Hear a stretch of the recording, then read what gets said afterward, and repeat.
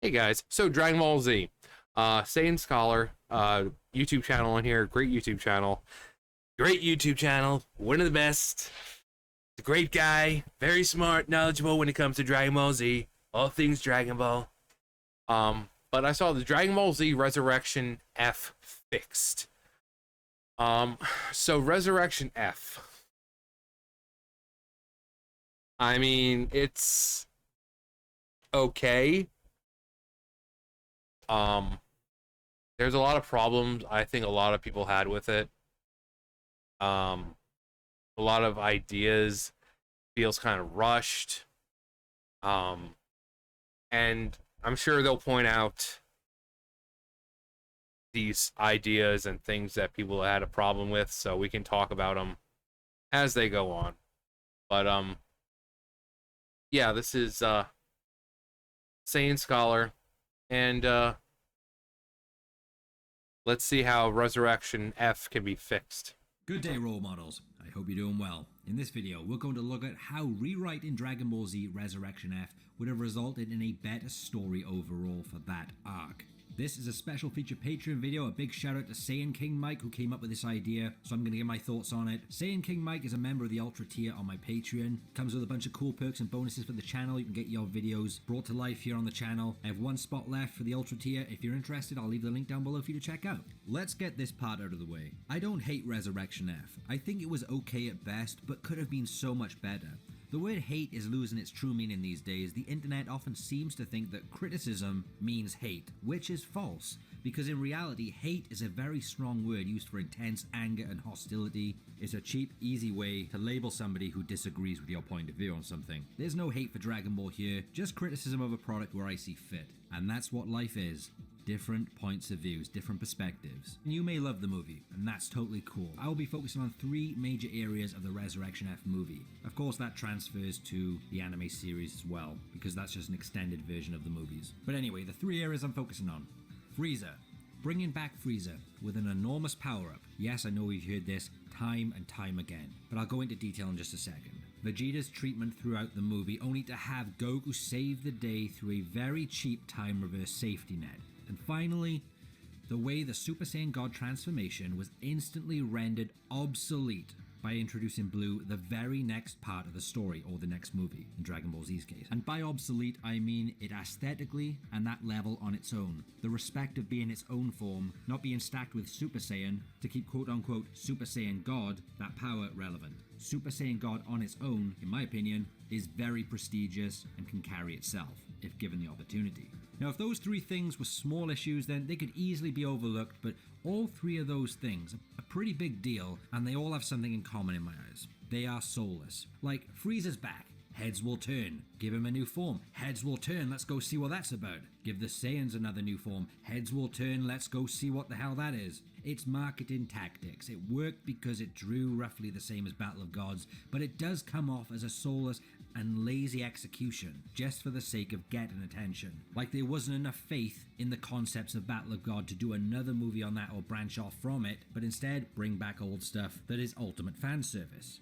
If you think I hate Super Saiyan Blue, I don't. Let's get this straight. Super Saiyan Blue is the flagship of Dragon Ball Super on almost all products, and it's even got its own parade balloon. It's grown over time. I've always liked the Tranquility concept, even if it appears like a lazy upgrade aesthetically. It's grown over time on me in the overall story, especially the manga, but I'm specifically talking about the decision making for the Resurrection F movie at that point in time as a Dragon Ball story, from a writing perspective only, not in terms of franchise profits later down the line, because the movie in itself wasn't a good movie in my opinion. Let's go to the first of these areas.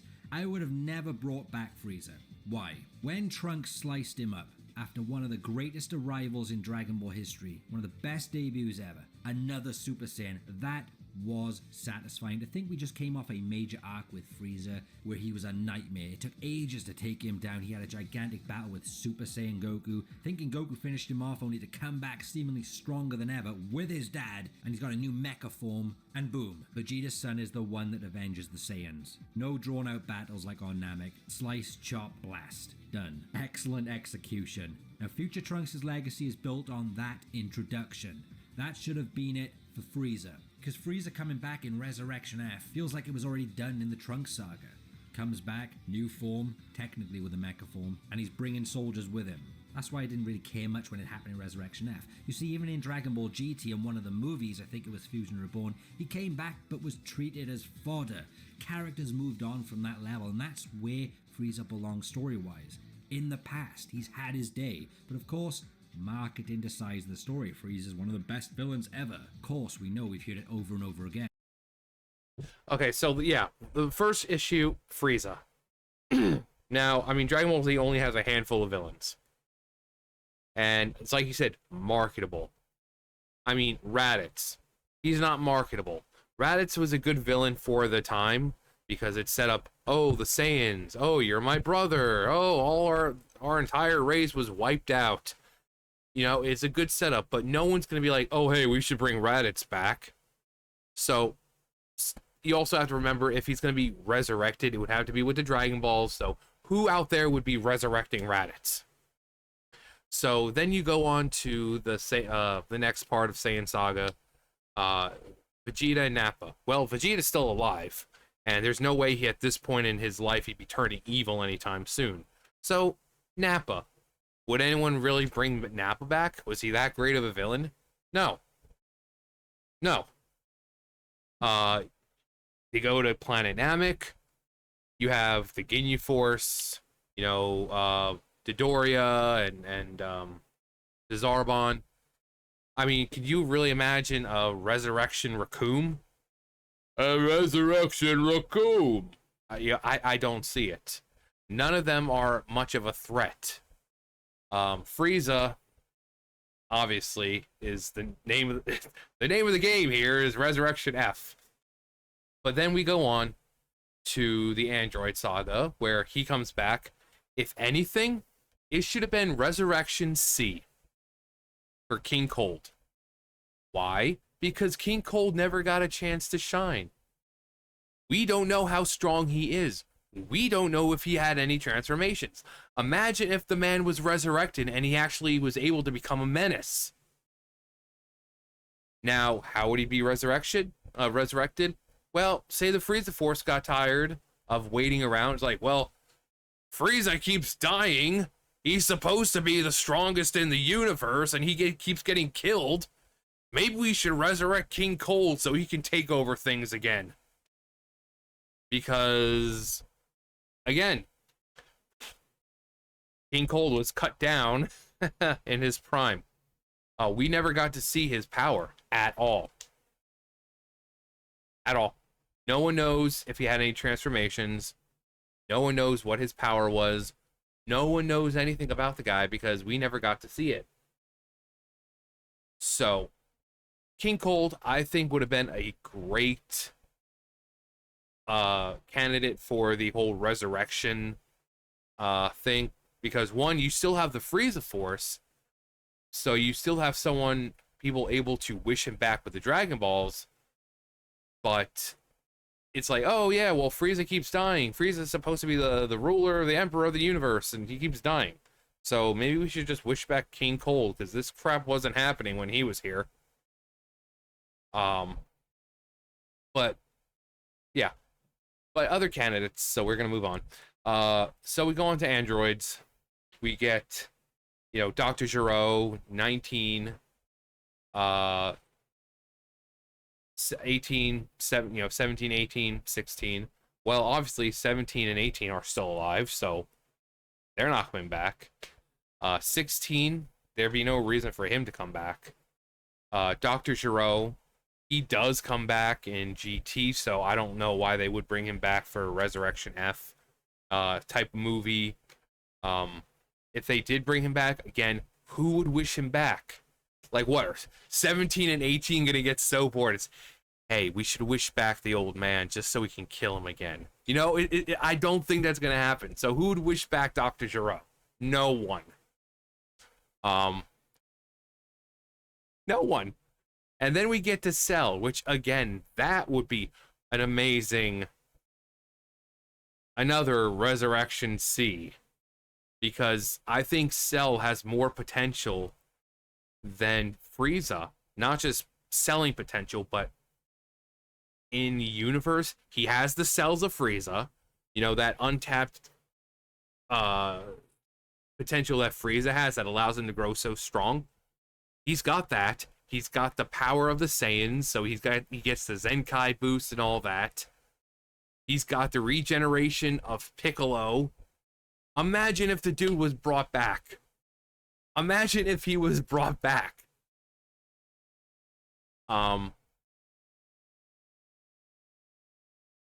You know, and then you have you know, the Boo saga. You know, Boo is still there. He, you know, he's around. So you don't really have a whole lot of options to choose from when it comes to people coming back. And, you know, you have the most marketable, which is Frieza, which is it's sad they went with Frieza instead of someone like King Cold, because like, ooh, King Cold, I would have been interested if it was, like I said, if it was Resurrection C or, you know, Resurrection Cold. People would have been like, what? They're bringing King Cold back? For what reason? This dude must be super powerful, and I'm going to watch that movie just to see how strong this dude is. Because, again, we never get to see his full power. Is that one of his forms that he's in already? Or is that his base form? We don't know. We don't know. This dude could have transformed and could have just slapped the shit out of everyone. But the fact that they go with Frieza, it's... We had the Namek saga. We had him coming back right after the Namek saga with his father. We have him in GT. We have him in Fusion Reborn. You know, Resurrection F. He comes back so many times. It's just like, move on from Frieza. Bring his son in or something. Jeez. And Cooler is one of the other ones. Same thing. He's overused. He's like, what, 2-3 movies he was in? They could have brought in Broly, but I mean, I think they already had an idea to use Broly, so they're like, oh, well, let's not do that just yet. But Frieza, it's always Frieza. The guy's the William Afton of this freaking universe. He always comes back.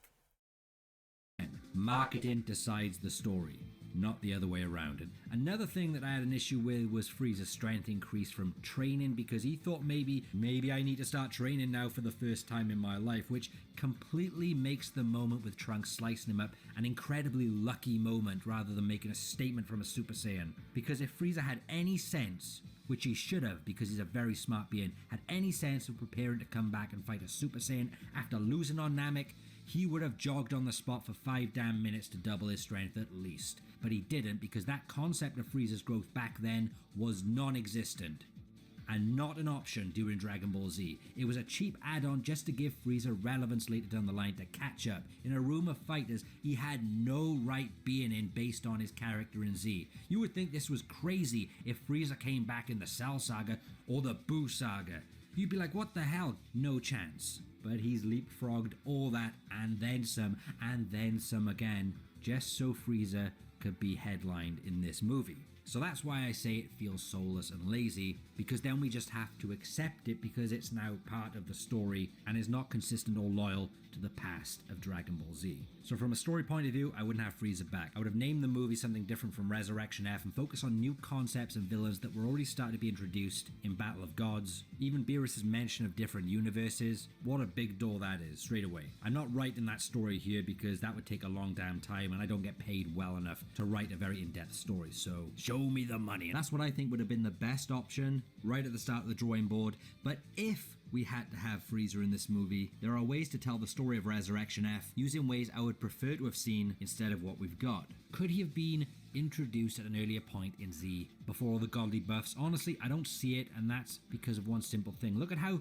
first form Frieza dealt with a planet of Saiyans. No matter how many Saiyans there were back then, it wouldn't have made a difference to his blast. So when you take a returning Frieza force against a character like Future Trunks, or let's even go with Dabura, the Frieza Force would vaporize faster than the Saiyans did during Planet Vegeta's demise. My point being, the whole Frieza Force is returning to have a big action-packed scene for 20 minutes. It was given far more space and time than it should have had, than what should have happened in Dragon Ball in general. Piccolo could have one-shotted everyone there, but in terms of Frieza being in the main story now, yeah, we can have some cool moments. Yes, he was pretty cool in the Tournament of Power, but something about him just feels too forced, like, it feels like it's a forced gag. Now, Yeah, I did not like that. So you have this Frieza Force coming out, like, oh my god, thousands upon thousands of soldiers. And it's like, hey, let's split up, boys! It's like, no, one of you could easily wipe all of them out by yourself. Like, if Master Roshi powered up, just poof, and just like a Kamehameha, and just like freaking move that crap, just explode everyone in the sky. Like, why did they need to, like, oh, we need to take out like 100 something a piece? It's just, no, one of you could wipe them out in one shot. They're fodder. Their power levels are that of a gnat to you. Just blast them.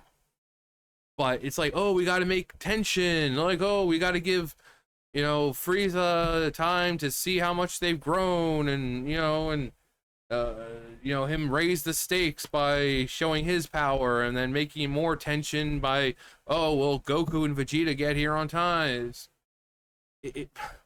But the fight was rushed with Frieza. I think they spent more time, it seems like, on that freaking fight with the soldiers than on the fight itself with Frieza. So I think any one of them, Piccolo, Krillin could have just like, just Destructo Disc, just all over the place, and I mean, and it's a movie. They only have a limited time to show, show things on screen and to tell the story.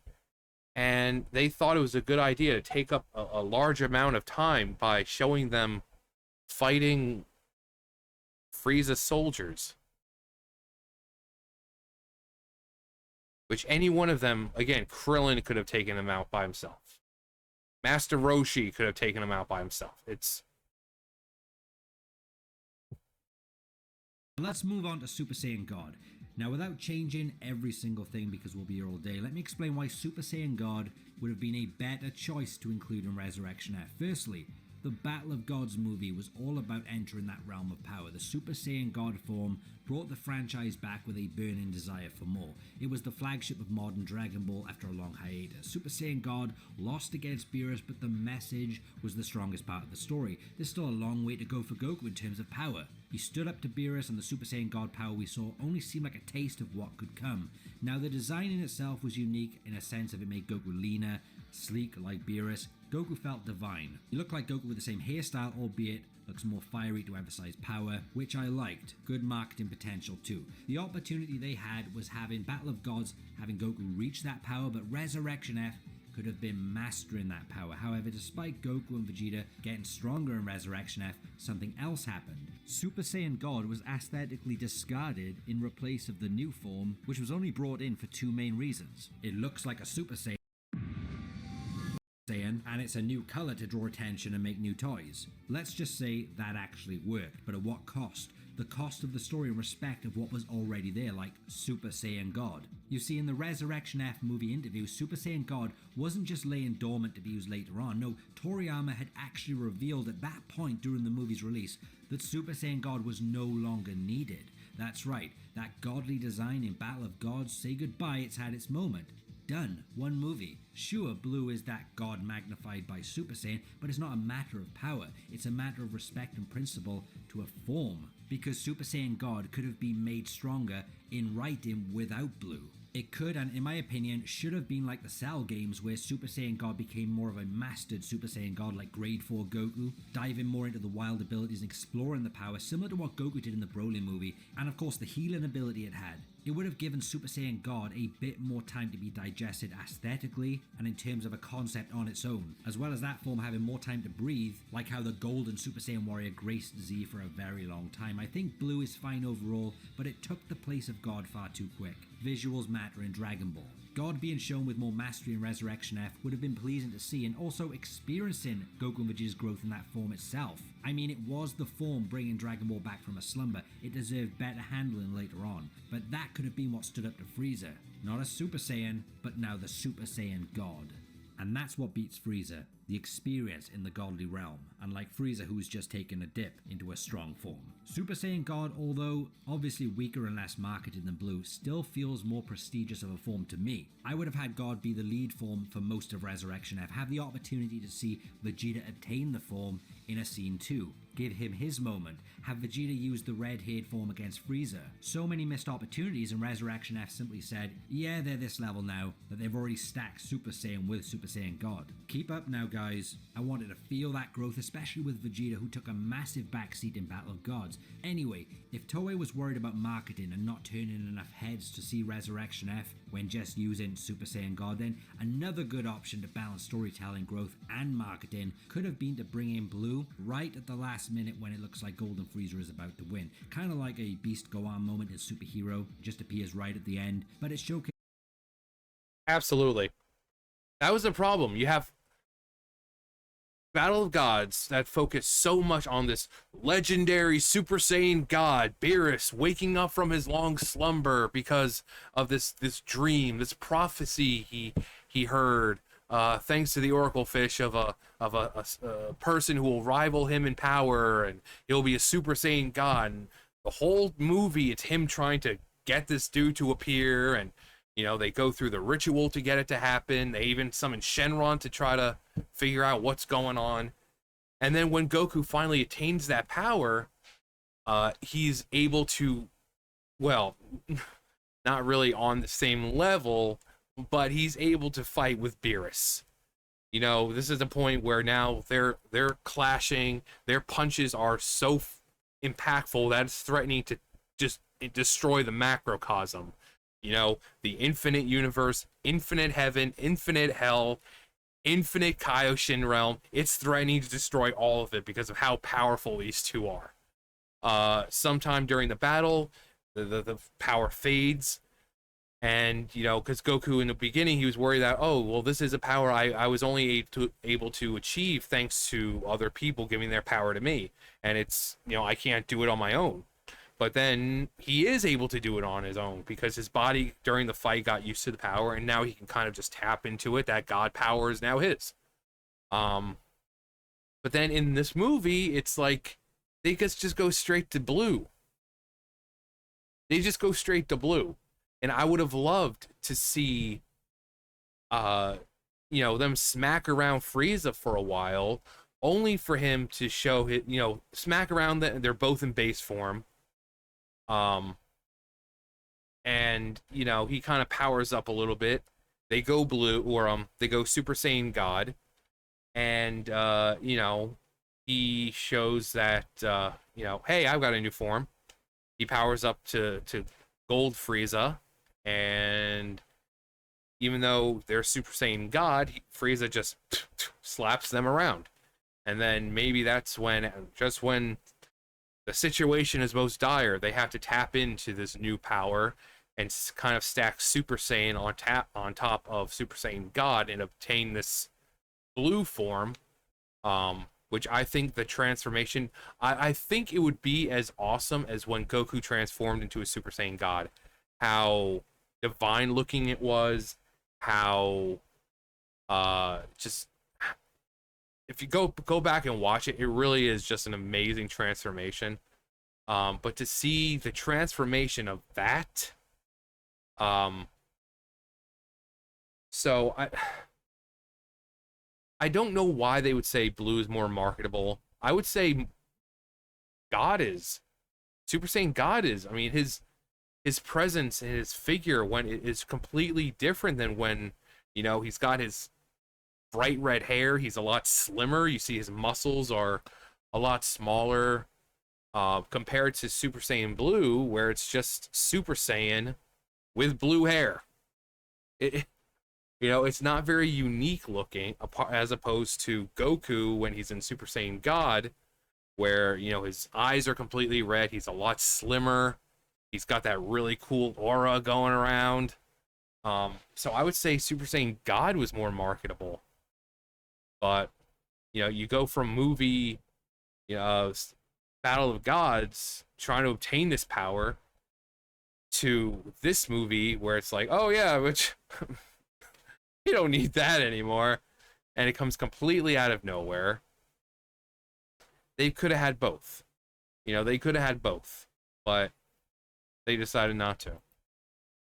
Faces a further mastery of balancing God, or one final push with their raw power and combining that with Super Saiyan God, bringing the legendary Super Saiyan back for that moment. What a final scene that would have made. I think pacing really matters here, and to put the cherry on the cake, wouldn't it have been awesome if Vegeta was the first to combine those forms, God and Super Saiyan, during his battle with Frieza, the prince against the tyrant who killed him on Namek, destroyed his planet, enslaved him all his life. Such a massive history there, and would have been poetic, but that way you've already made Super Saiyan God and Blue feel special in the same movie without jumping straight into Blue, eliminating God, having the ending we did. They needed a massive safety net to protect them because of Goku's weakness and Vegeta's inept ability to vaporize a weakened Frieza at point blank range before Earth blows up. That was one of the worst scenes in Dragon Ball history. Basically, Frieza's blast, in a weakened state, was faster than God Vegeta's, who already had it charged in his face.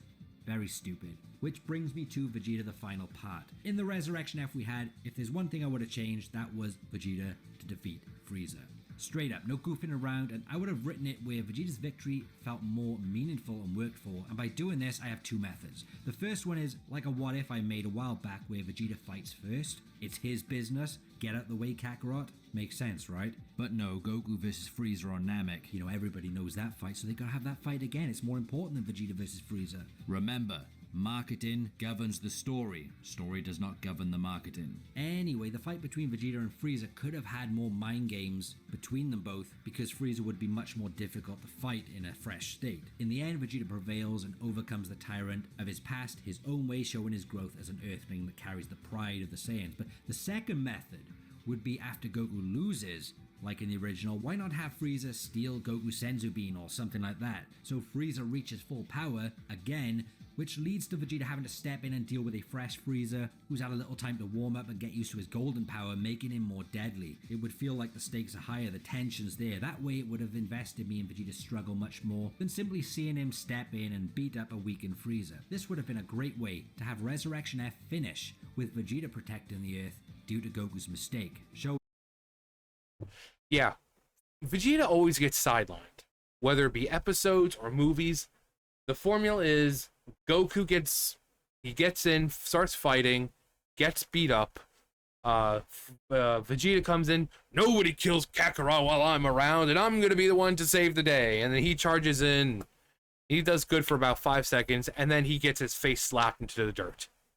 Every time. Every single time. This man gets so disrespected so much, and it's freaking pathetic.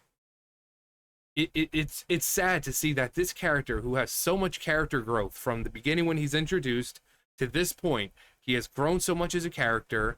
In universe, he's grown so much as a person, as a man, and he gets constantly disrespected. Constantly disrespected. To where other characters are getting stronger than him. So, yeah, Vegeta's usually the no-nonsense one.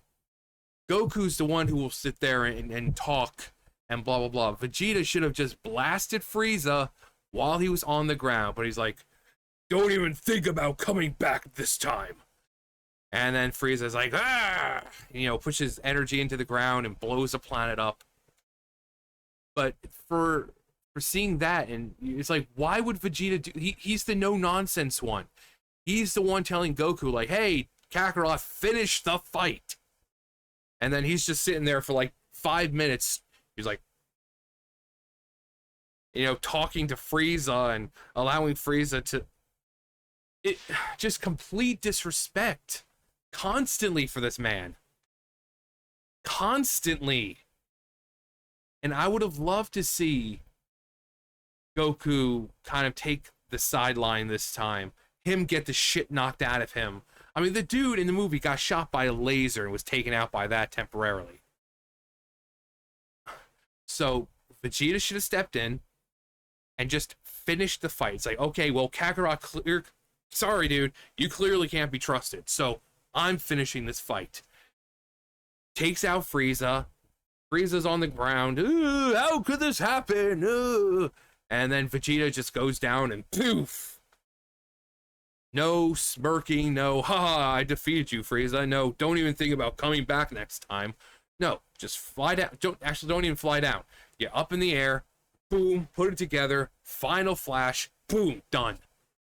But no, they disrespect this man, and then it's like the planet blows up, and Whis like, boom, boom, and you know, he's got this little orb protection area that everyone's in. Then Goku's like, oh, I should have finished Frieza off. And Whis is like, oh, well, do you really mean that, Goku? Really? Really, truly? And it's like, well, I can reverse time by 3 minutes, but that's all you'll have.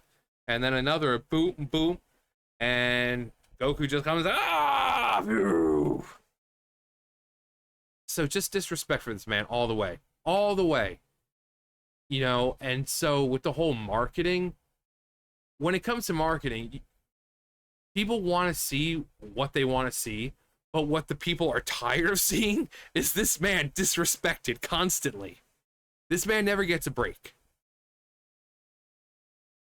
He fighting Frieza, the man who killed him on Namek, who enslaved his people, who destroyed his planet. Just one thing after another after another. I would love to see him finally get a chance to kill Frieza himself. Goku killed him the first time. Vegeta's son, you know, Trunks did it the second time. This man has never gotten a chance to take out Frieza.